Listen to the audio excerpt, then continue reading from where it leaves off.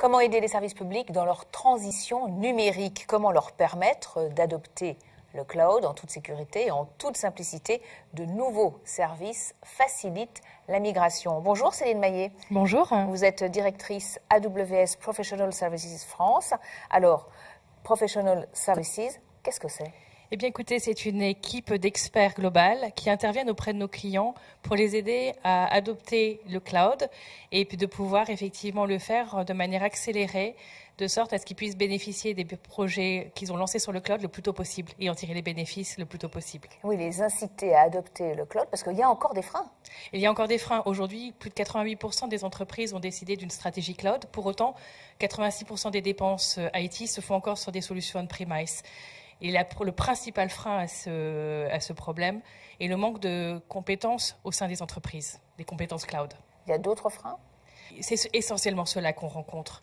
Ils ont décidé d'aller vers le cloud et puis effectivement, ils ne savent pas comment s'y prendre et par où commencer.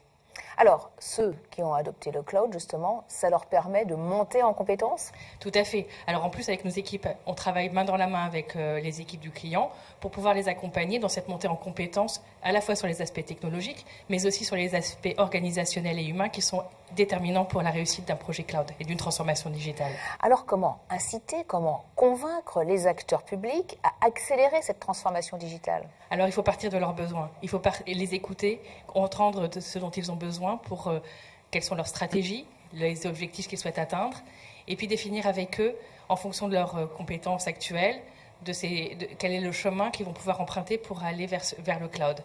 Donc on travaille avec une méthodologie qu'on appelle le Cloud Adoption Framework, qui commence par 2 ateliers menés avec les clients, qui nous permet effectivement de partir en partant de leurs ambitions stratégiques, et de les aider à identifier les projets et les actions qui vont pouvoir les rendre possibles.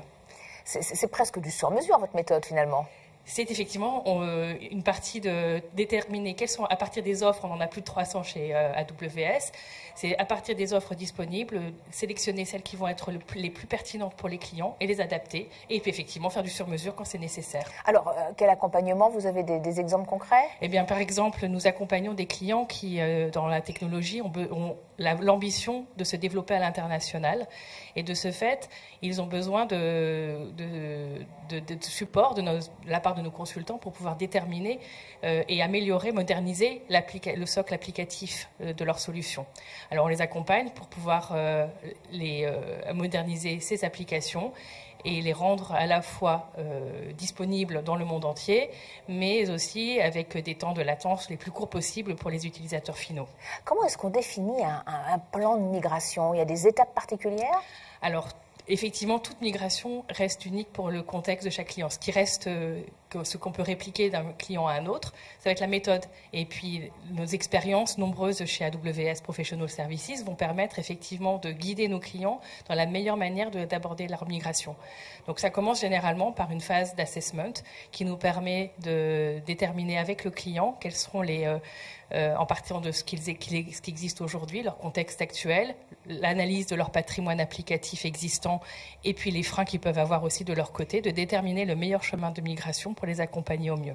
Comment est-ce que vous vous positionnez, Professional Services, par rapport aux partenaires AWS? Alors les partenaires, effectivement, sont incontournables dans le marché français et le marché du secteur public. Ils sont à côté de nos partenaires déjà pour leurs applications existantes et puis ils seront aussi très déterminants dans la manière dont ils vont pouvoir continuer à les accompagner une fois que les solutions seront en production sur le cloud.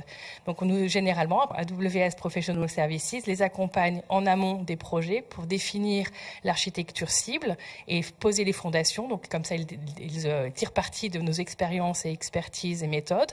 Sur les phases de généralisation, ils sont autonomes et puis nous pouvons réintervenir en fin de projet pour identifier des optimisations supplémentaires qui pourront être implémentées. Parce que c'est ça qui est important, qu'il faut préciser, il y a un suivi. Il y a un suivi.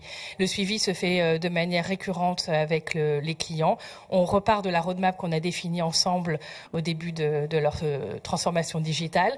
On l'adapte quand c'est nécessaire pour prendre en compte les nouvelles contraintes qui peuvent être arrivées chez eux ou les nouvelles priorités. Et ce suivi-là permet effectivement de régulièrement reposer les questions aux clients de là où ils veulent aller et comment on peut les accompagner au mieux. Oui, l'accompagnement, la clé d'une transformation réussie. Merci beaucoup Céline Maillet, directrice AWS Professional Services France. Merci à vous. Merci à vous.